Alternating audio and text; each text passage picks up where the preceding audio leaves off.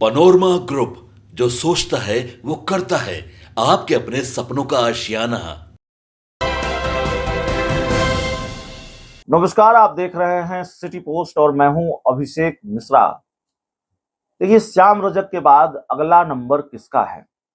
श्याम रजक ने आरजेडी को झटका दिया, आरजेडी से इस्तीफा दिया और वो जेडीयू में कल शामिल हो गए। ये बात हम आपको कई बार बता चुके हैं, लेकिन जो बताना चाहते हैं या जिस पर चर्चा करना चाहते हैं, वो बिहार की राजनीति से जुड़ा हुआ एक मौजूद सवाल है, एक महत्वपूर्ण सवाल है, वाजिब सवाल है कि श्याम रजक के बाद अगला नंबर किसका है? लालू तेजस्वी यादव को अगला झटका किसके रूप में लगेगा? पार्टी का कोई बड़ा नेता छोड़कर जा रहा है या सहयोगी दल छोड़कर जा रहा है? एक सहयोगी दल के बारे में चर्चा बहुत तेज है राजनीतिक गलियारों में। चर्चा यह भी है कि अमित शाह के दरबार में उस नेता की कभी भी हाजिरी लग सकती है जो लालू तेजस्वी के सहयोगी दल का सुप्रीमो है। बहुत पहेली और बहुत भूमिका की बात नहीं है, सीधे खबर पर आ जाते हैं, नाम बताते हैं उस नेता का। मुकेश सहनी वीआईपी पार्टी के सुप्रीमो हैं और इस वक्त लालू तेजस्वी के साथ खड़े हैं, आरजेडी के साथ उनका गठबंधन है। और मैं बिल्कुल ये नहीं कह रहा हूं कि मुकेश सहनी एनडीए के साथ गठबंधन करने ही जा रहे हैं। देखिए, कई बार हमें स्थितियों और परिस्थितियों को बताना पड़ता है। राजनीतिक गलियारों में कुछ चीजों को लेकर चर्चाएं तेज होती हैं, तो उन चर्चाओं को भी आपके सामने रखना पड़ता है। ऐसी कोई बहुत पुष्ट जानकारी नहीं है कि मुकेश सहनी बीजेपी के साथ जा रहे हैं, लेकिन मुकेश सहनी ने भी जिस तरह से खामोशी की चादर ओढ़ रखी है, वो जाहिर तौर पर लालू तेजस्वी को परेशान करती होगी और वो इस तरफ इशारा करती है कि कहीं मुकेश सहनी का इरादा तो पाला बदलने का नहीं है।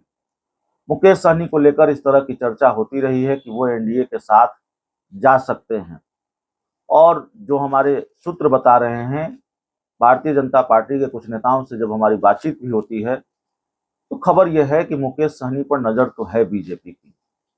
मुकेश सहनी पर डोरे तो बीजेपी डाल रही है। अब मुकेश सहनी पर अगर बीजेपी की नजर है तो बीजेपी की तरफ भी मुकेश सहनी देख रहे हैं कि नहीं देख रहे हैं, ये बहुत खुलकर सामने नहीं आ पा रहा है। मुकेश सहनी ने बहुत स्पष्ट नहीं किया है इस चीज को कि वो इंडिया गठबंधन एनडीए के साथ जाएंगे कि नहीं जाएंगे, वो बीजेपी के साथ जाएंगे कि नहीं जाएंगे। लोकसभा चुनाव से पहले उनकी मुलाकात जरूर बीजेपी के बड़े नेताओं से होती रही थी, लेकिन बात बनी आरजेडी के साथ। आरजेडी के साथ वो गठबंधन में शामिल हुए, उनको 3 सीटें मिली उनकी पार्टी को, उनकी पार्टी तीनों सीटें हार गई।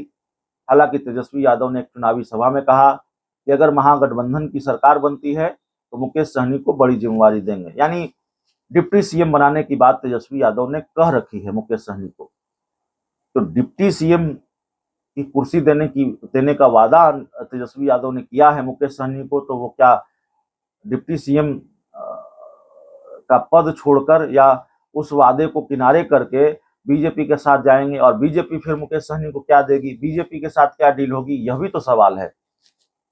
बीच में चर्चा रही कि देखिए, मंत्रिमंडल विस्तार होने वाला है बिहार में, तो मुकेश सहनी को विधान परिषद भेजकर मंत्री बनाया जा सकता है। और चलिए, बीजेपी से नाराजगी है मुकेश सहनी की, तो नीतीश कुमार के जरिए वो एनडीए में आ सकते हैं। नीतीश कुमार से तो मुकेश सहनी को बहुत परहेज भी नहीं है, बहुत दिक्कत भी नहीं है, तो नीतीश कुमार के साथ मुकेश सहनी आ सकते हैं और नीतीश कुमार उनको मंत्री बना सकते हैं।